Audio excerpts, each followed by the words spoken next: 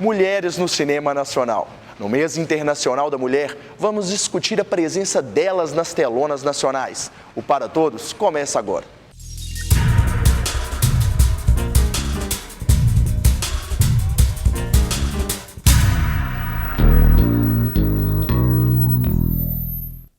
Na Rússia, no ano de 1917, mulheres manifestaram a favor de melhores condições de vida e de trabalho.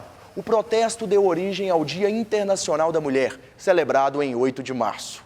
Em homenagem a esta data e estendendo as comemorações ao Mês Internacional da Mulher, o Para Todos preparou uma entrevista sobre o papel da mulher no cinema nacional. Confira agora. Anos de pesquisa sobre mulheres no cinema brasileiro.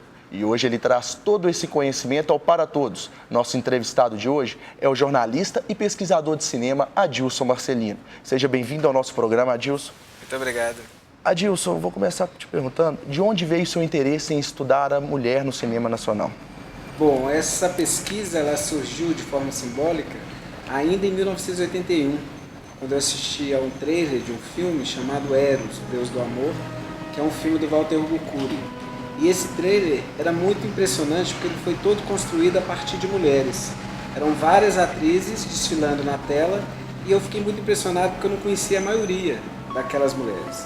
E a partir dali, eu inquietado por aquele sentimento, eu comecei a pesquisar de forma informal quem seriam aquelas mulheres elencadas ali naquele trailer. Só que foi 10 anos depois que aí sim eu comecei a sistematizar essa pesquisa, porque eu fui convidado oficialmente para ter uma coluna de cinema em um jornal de contagem chamado Folha Popular, e nessa coluna eu tinha um espaço livre. E aí eu comecei a homenagear mulheres nessa coluna e aí sim a pesquisa foi sistematizada. O seu foco de estudo é como a mulher é representada no cinema brasileiro ou identificar características de atrizes, diretoras, produtoras brasileiras? Engloba tudo isso, porque na verdade o foco é a presença da mulher, seja como objeto dos filmes, ou seja, como atrizes, ou também como realizadoras, como sujeito. Tanto como diretoras, fotógrafas, montadoras, ou até como sujeito sendo representada nesses filmes. Então é um leque muito amplo, porque não é só a representação dela em filme X ou Y, mas é a presença da mulher nessa história do cinema brasileiro, desde a fase muda até a atual. E hoje, você acredita que as mulheres ganharam maior espaço atrás das câmeras ou ainda continua sendo à frente delas, que é onde que elas têm o maior destaque dentro do cinema? Sim, não, claro, a gente teve uma mudança significativa porque o cinema nada mais é do que o reflexo da sociedade. Então, como a mulher ela teve as suas conquistas sociais, políticas, de comportamento no mundo inteiro a partir da década de 60, da década de 1960, no Brasil não foi diferente.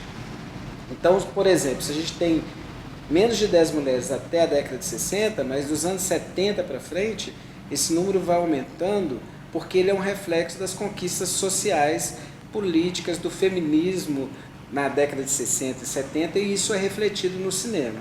Agora, se a gente pode falar num momento de efervescência total, de mudança desse modelo, a gente pode citar o que é chamado de cinema da retomada, que não à toa o símbolo maior é uma mulher, que é a Carla Camurati, com o filme Carlota Joaquina, Princesa do Brasil, em 1995.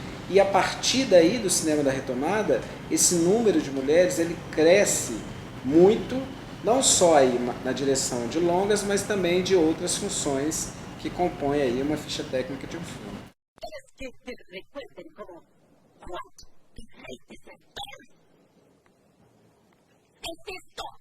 Prefiro ser conhecido como Rei Fusão do que como Rei Monstro. Gracias a Dios, que tengo pocos dedos que ya vi tu sangre. Tú no te cansas de me agredir, Carlota. Te estoy agrediendo, Juan. Estoy apenas haciendo la verdad. A sensualidade feminina sempre foi muito explorada no cinema. Na década de 60, com as pornochanchadas, as chanchadas. Você acredita que hoje esse viés mudou um pouco ou ainda continua nessa forma de explorar? Esse lado, a mulher sempre, não só pelo cinema, mas pela publicidade, enfim, pela indústria cultural, ela teve durante o processo histórico esse olhar muito da mulher como objeto, né? E o cinema não fugiu disso.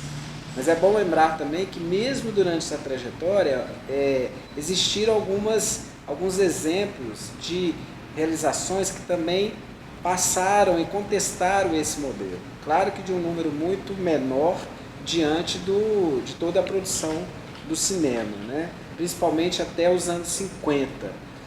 Mas se você citou, por exemplo, as pornochanchadas, né? No Brasil, que é um gênero específico, muito específico, da Boca do Lixo, com alguma produção no Rio de Janeiro, na década de 70, ali a mulher era muito explorada em termos da sua sexualidade, da sua presença, porque os filmes giravam em torno do sexo, então tinha uma presença muito forte, a mulher tirando a roupa, sendo objeto, mas mesmo ali naquele cinema popular, né, porque é importante frisar isso, que pornochanchada é cinema popular, mas cinema popular não é só pornochanchada. Ali na Boca do Lixo, onde se produziu pornochanchada, mas também filme policial, filme de gênero, de terror, de ficção, de western, de faroeste, ali, por exemplo, a gente tem um filme como A Mulher que Inventou o Amor, do Jean Garret, por exemplo, onde a mulher é a protagonista e ela contesta essa visão do homem. Então, mas é claro que sim, durante esse período todo, com as conquistas que vêm dos anos 60 e 70 para frente, a mulher foi se tornando mais sujeito e menos objeto, ainda que a situação não seja ideal, porque o cinema ainda é uma indústria de homens. Tem algum destaque a ser citado no cenário do cinema nacional? Um destaque feminino? Sim, tem nomes fundamentais. É muito curioso que a mulher mais importante do cinema brasileiro até hoje seja o nome da década de 20, porque a gente tem a Carmen Santos, que fez cinema na década de 20 e 30, ela é uma pioneira não só como mulher ali no cinema, mas também abrindo frente para todas as outras que vieram depois, porque surpreendentemente, além de atriz, ela se tornou diretora, roteirista, produtora e dona de estúdio. Enfim, é uma possibilidade vista hoje quase impensável, mas que ela fez esse momento histórico ali na década de 1920 e 30 e abriu caminhos para outras mulheres depois. E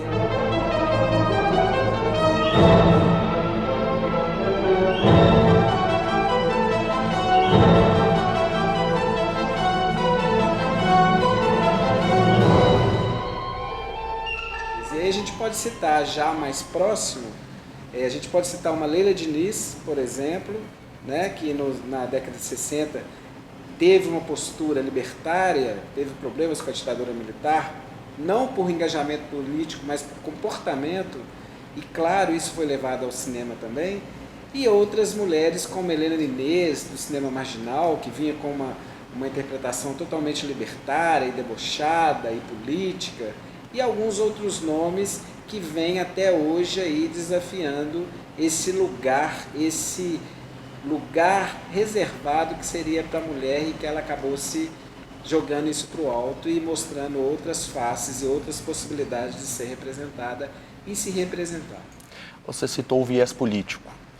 Em filmes produzidos por mulheres, é possível perceber aspectos feministas, de engajamento, a luta por direitos? Você consegue perceber isso? Sim, muitas realizadoras, porque inclusive isso, assim, elas não só se tornaram diretoras de filmes, por exemplo, mas como elas também se representaram, elas se preocuparam em representar a mulher de uma outra forma. Então a gente tem, por exemplo, na década de 70, a gente tem um filme importante que chama Os Homens que Eu Tive, que é dirigido por Teresa Trautmann, e muito curiosamente seria protagonizado pela Leila Diniz, que acabou falecendo no desastre de avião e foi substituída pela Darlene Glória, que ali aquele filme ele fala sobre a liberação sexual.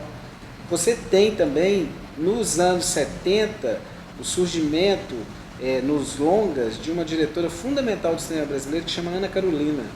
E ela fez uma trilogia composta pelos filmes Mar de Rosas, Das Tripas Coração e Sonho de Valsa, onde ela focalizou os mecanismos de opressão sobre a mulher. Então, desde o Estado e a escola, até a família, a busca do amor romântico, a política. Ela fez um grande painel nessa trilogia. Espera aí, que é isso? Tchau, sua besta! Vem cá, vocês duas, espera aí! Cuidado aí, sua doida! Cuidado aí! Olha o coletivo! Cuidado! Mãe! Olha o imbecil, quadrúpede, tá cego? Ai, eu quero você! Ai, meu Deus, seu merda! Cínico! Porco! Machista! Marcos! Ai, meu Deus do céu! E a gente não pode deixar de citar a Lúcia Murat, que é uma diretora que ela militou na luta armada no Brasil contra a ditadura, foi presa, foi torturada. Hoje é uma cineasta importante que trouxe esse assunto para os seus filmes. O primeiro filme dela, O Que Bom Te Ver Viva, fala sobre isso, a tortura sobre mulheres naquele período do Brasil. E até hoje ela vem construindo filmes com um viés político muito forte, sempre falando do passado, mas trazendo essas questões para o presente, com possibilidade da gente talvez modificar aí o futuro. Então, depois deles terem me batido muito com telefone, choque elétrico, pau de arara, choque na vagina, né, sempre despida, eu cheguei a um momento em que eu pedi, me matem, né, eu quero morrer, eu não estou aguentando. E eu lembro do olhar, do riso dele, dizendo assim para mim, eu não te mato, não me interessa me matar. Eu vou te fazer em pedacinhos. Eu vou lhe torturar o quanto eu quiser. Inclusive, eu lhe mato se eu quiser. E para encerrar, gostaria que você nos dissesse como você enxerga o cinema atual, as mulheres do cinema nacional atual. Como que anda as diretoras, as atrizes, se houve uma evolução, como que... Hoje, assim, o cinema brasileiro ele é muito impressionante na sua forma de nos surpreender. Por mais que você encontre alguns momentos que poderia ser de uma produção muito pasteurizada, né? Hoje as pessoas criticam muito o modelo de produção, por exemplo, como a Globo Filmes, que estariam trazendo para o cinema uma estética da televisão, mas ainda assim o cinema... Essa estética da televisão trazida para o cinema é cinema também. E não é só ela que está sendo feita. Tem cinema experimental, tem cinema de autor feito em Pernambuco, no sul do país. E as atrizes e as diretoras ou as outras técnicas, elas também estão inseridas nesse contexto. Então é impossível, por exemplo, você não falar no cinema de hoje, sem citar Hermília Guedes, Rosana Murroland, que são atrizes que vieram com uma assinatura muito própria, cada uma delas, mas é claro, com essa herança histórica dessas outras mulheres que vieram antes. E se você pensar nas diretoras, você tem hoje mulheres muito importantes, fazendo filmes importantes, como Tata Amaral, Eliane Café, Laís Bodansky, Ana Mulaer, que também bebem na herança da construção histórica do cinema brasileiro, mas trazem a sua assinatura. Então, o cinema, por mais que queiram reduzir, ter um olhar reducionista sobre ele, o cinema brasileiro ele consegue transbordar, ele consegue trafegar tanto pelo corredor central do tapete vermelho, como também pelas bordas e com outras propostas de se fazer cinema. Obrigado, Adilson, pelas informações. Muito obrigado, eu que agradeço. Nossa entrevista fica por aqui. Não esqueçam de acessar o site do Adilson, www.mulheresdocinembrasileiro.com.br. Tem muita coisa legal por lá. O Para Todos termina aqui. Mantém contato pelo nosso e-mail, tvufmg@gmail.com. A nossa página no Facebook é facebook.com/tvufmg. Nos reencontramos na próxima semana. Até lá!